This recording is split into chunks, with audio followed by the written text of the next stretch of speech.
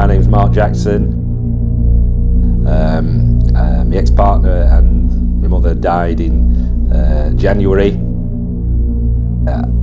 I wanted to just curl up and die, but after curling up and not dying, I thought I'm going to have to do something.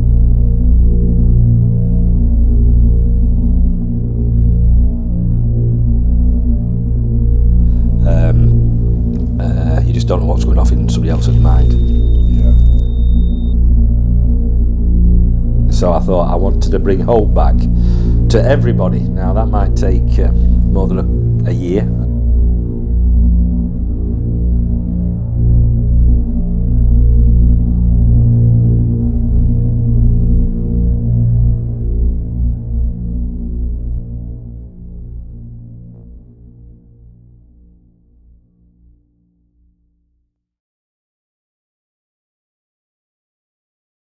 Good to meet you in the flesh, man. Yes, and you? We've spoken on the phone, haven't we? Yeah? Yes. So, do you just want to tell me a little bit about, like, what you set up? My name's Mark Jackson. I've helped set up with two other gentlemen, Jake Keeble and Oliver Ketley, the Jackson Hope Foundation.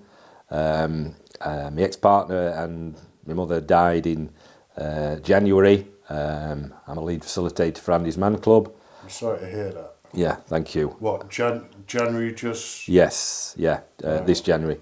No, last year, of course. And I wanted to just curl up and die, but after curling up and not dying, I thought I'm going to have to do something. So I thought I wanted to bring hope back to everybody. Now that might take more than a year, and I just ran with it. Thought, let's do something.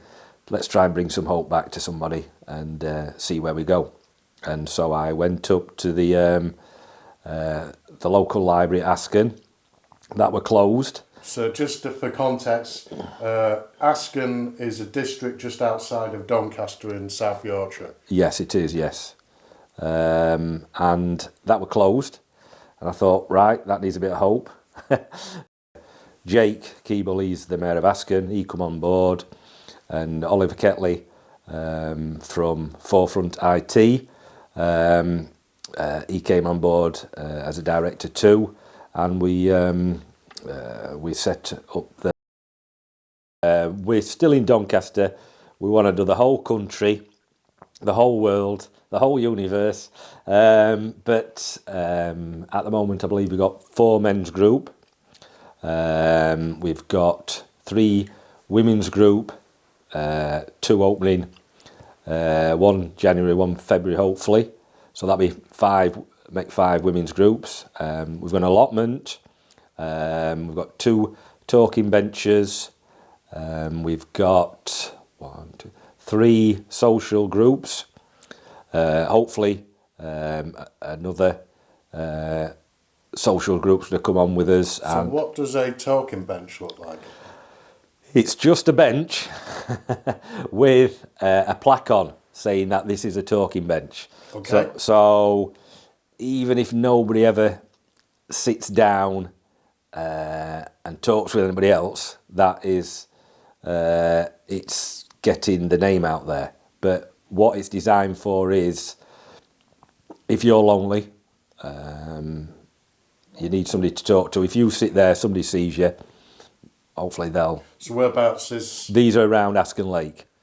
It'd be nice to have one in every location in the UK eventually, and then it gets known about, and then people can go and chat to other people. Because I saw this, I think I heard the statistic on radio that 500,000 people in the UK on Christmas Day wouldn't see another human being.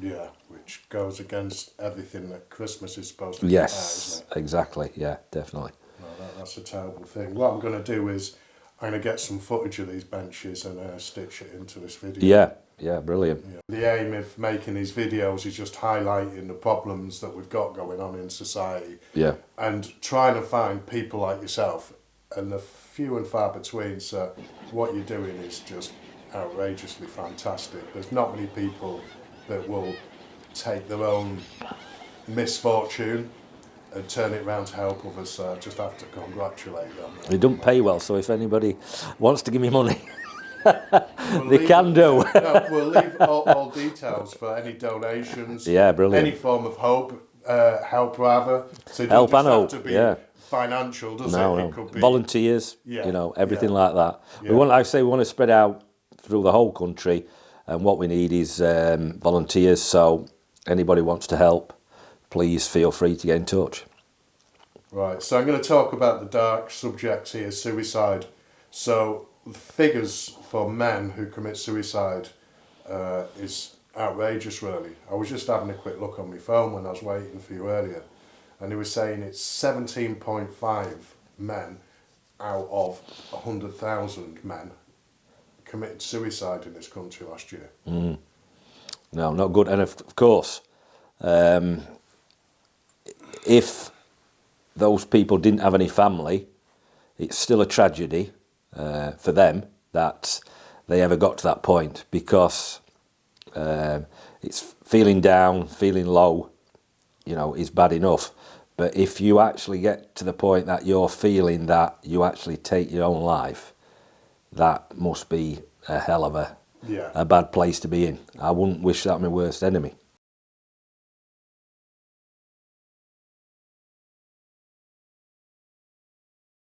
I think is it biggest killer of men under 54 is suicide. And what a waste.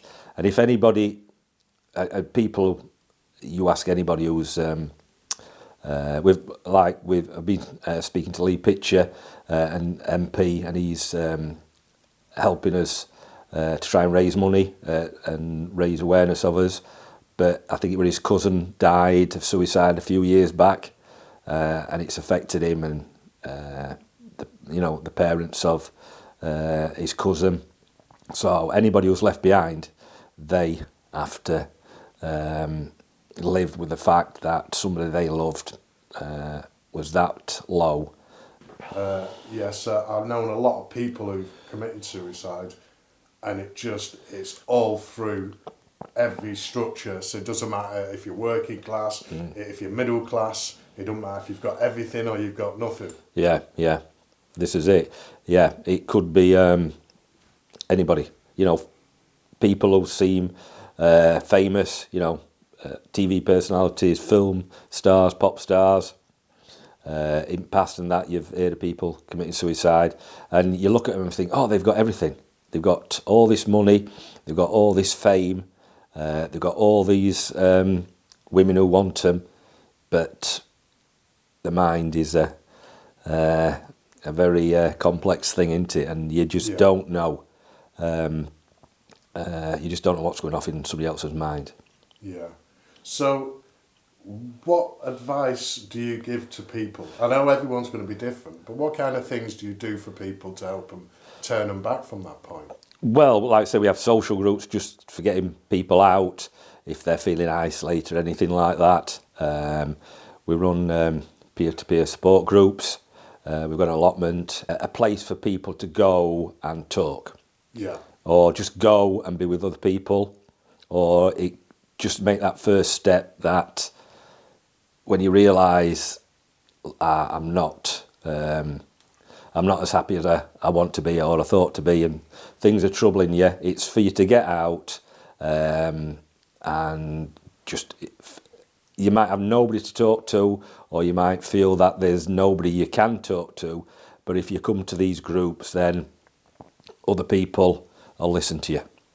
So when you say these guys have got no one to talk to, I don't imagine that they're sat not having conversations with anyone, but we're talking about real talk now, aren't we? Yeah. We're talking about, forget the bullshit, talking about how you feel as a man. Yeah.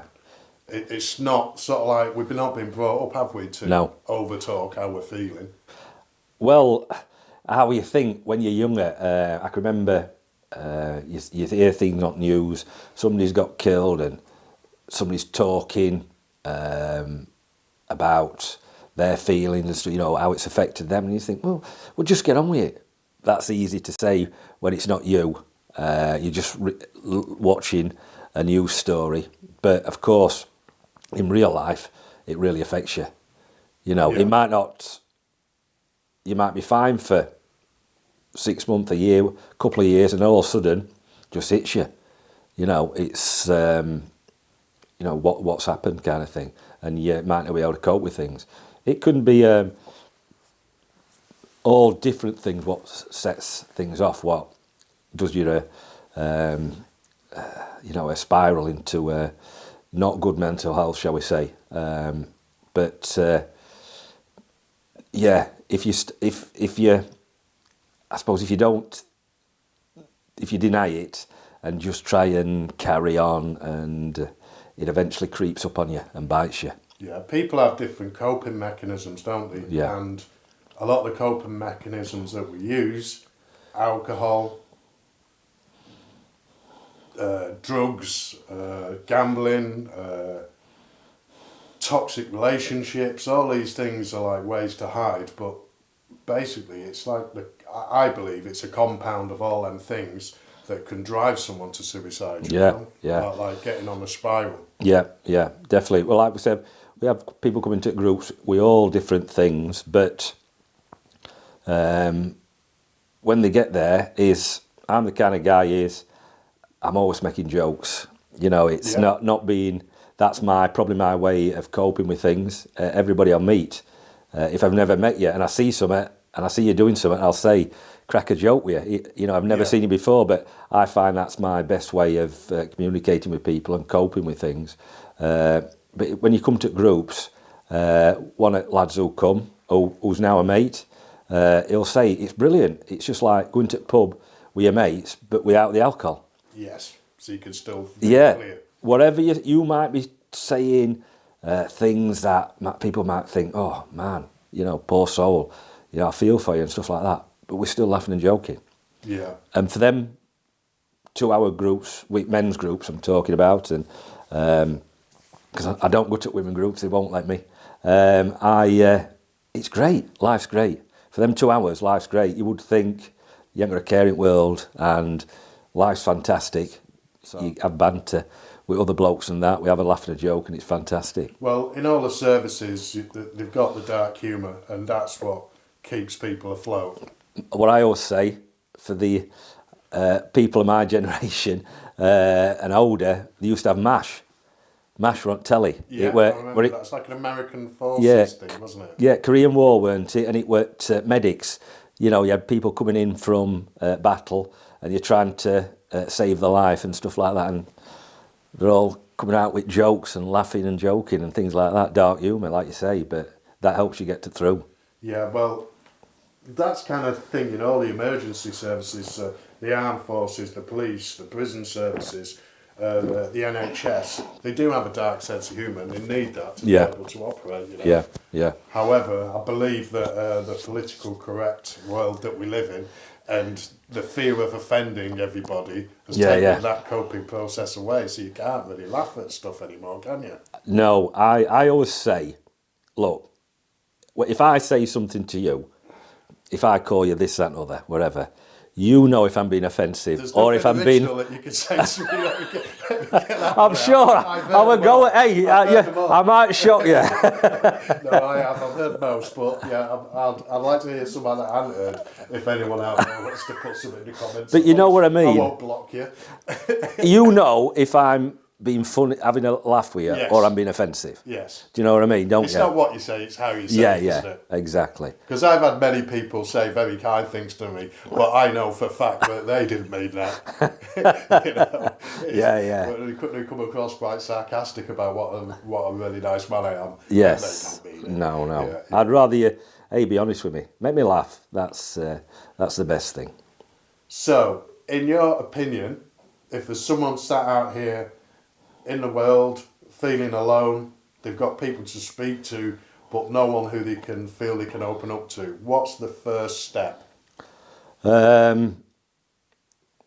you've got to realise that your first step is you have to take the step that everything isn't fantastic, and I need to do something about it. Go